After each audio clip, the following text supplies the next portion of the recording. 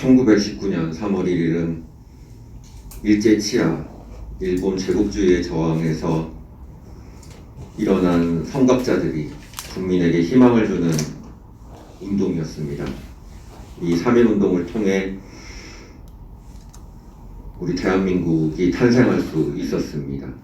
그만큼 국민들께 희망과 용기를 주는 일은 언제나 특히 국가가 어려울 때 중요합니다. 지난 3월 1일에 있었던 우리 공화당의 문재인 척결 집회가 문재인 독재 정권, 전체주의 정권에 신음하고 있던 국민들께 한 가닥 희망이 되었으면 좋겠습니다. 지난달 통계청 발표 결과 청년 실질 실업률이 27.2%가 나왔습니다. 청년 고용 참사가 통계로 드러나자 문재인 정권은 집권 내내 해왔던 통계를 위한 가짜 일자리 제공에 5조 9천억을 또다시 투여한다고 합니다. 청년을 비롯한 현재의 실업 참사는 문재인 정권의 기업규제 3법, 중대재해기업처벌법 등 반기업 정서에 편승한 규제 입법과 후진적 임금체계 그리고 교육제도에 기반한 탓입니다.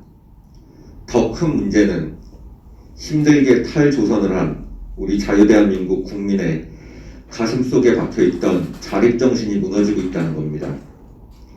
문재인, 박원순, 이재명과 같은 전체주의 독재를 추구하는 정치인들이 쌈짓돈처럼 주는 나랏돈으로 인해 우리 국민들이 국가 의존형 인간으로 변모하고 있습니다. 무능하고 위선적이며 독선적인 586 세력들은 반드시 깨야 합니다.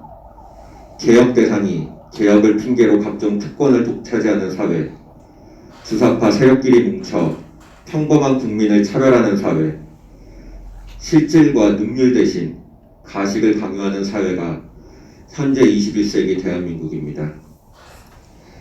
서울 아파트값 78% 폭등, 세계 최저 출산율 0.84명, OECD 꼴찌인 중국 폐렴 백신 접종, 그냥 쉬는 백수 176만 명 등 지난 4년 문재인 정권의 실정과 수탈이 우리가 현재 처해 있는 헬조선의 모습입니다. 청년 실업을 해결하기 위해서는 양질의 일자리가 필요합니다. 이를 위해선 귀족노조 철폐, 교육제도의 현대화, 규제 철폐 등 사회 전반에 펼쳐있는 비정상을 정상화해야 합니다.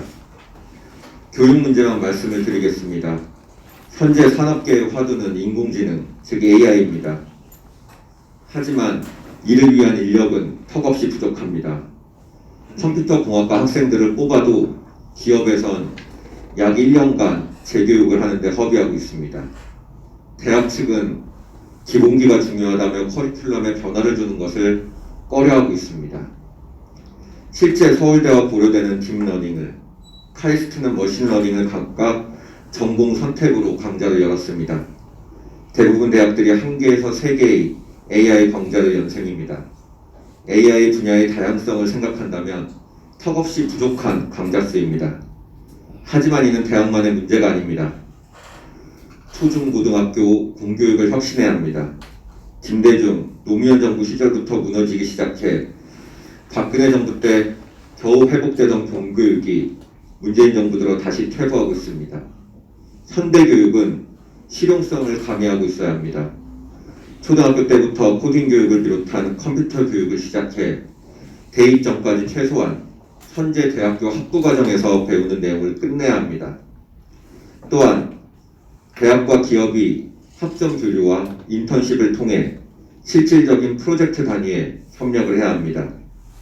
이를 위해 코스라 같은 온라인 교육을 통해 고품질의 소프트웨어 인재 교육 프로그램을 개발해 미래의 주역인 청소년들에게 4차 산업시대에 걸맞는 인재로 길러내야 합니다. 미국은 이미 10년 전부터 초등학교에 3D 프린트를 보급하기 시작했습니다. 대한민국은 3D 프린터를 3D 프린터라고 말하는 무능한 문재인 보유국입니다. 그리고 바로 이것이 K방역이 실패한 이유입니다.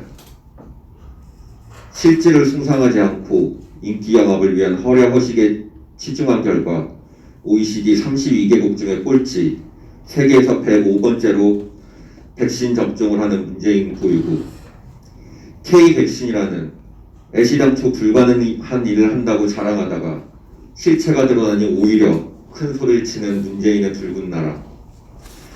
독일에서 국민들이 접종을 거부해 재보율이 80%가 넘는 아스트라제네카 백신을 국민에게 강요하면서 본인은 옆에서 구경만 하는 부끄러운 문재인 보유국이 2021년 대한민국입니다.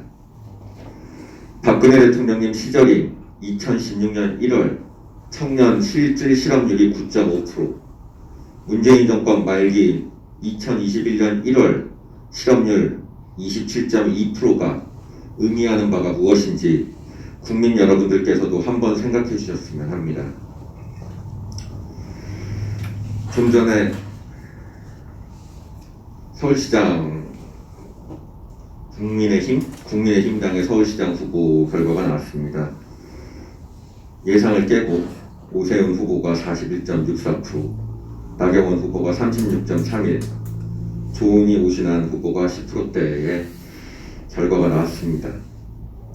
오세훈 씨는 서울시장을 할 때 직을 던지고 도망갔던 분이시죠.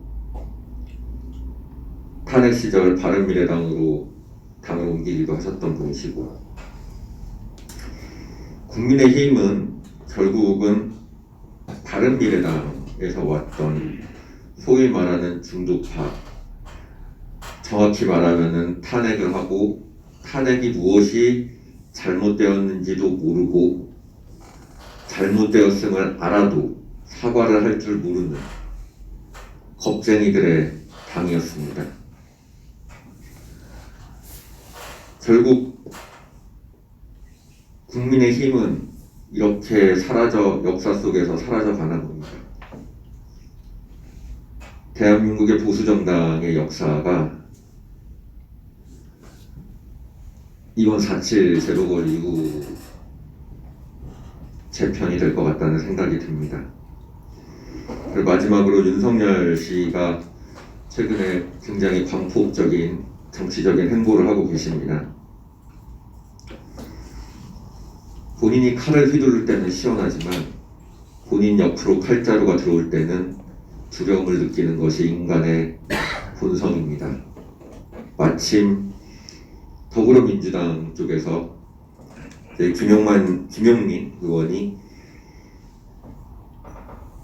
검찰 출신은 1년 전에 대권은 정치적인 행보를 하려면 1년 전에 해야 된다라고 해서 최근 윤석열 씨의 행보가 좀 갈팡질팡 하시는 것 같은데 잘 생각하셔야 될 겁니다. 검찰총장일 때나 언론에서 실어주지 검찰총장 나오고 재보궐 끝나면은 그냥 일반인이십니다.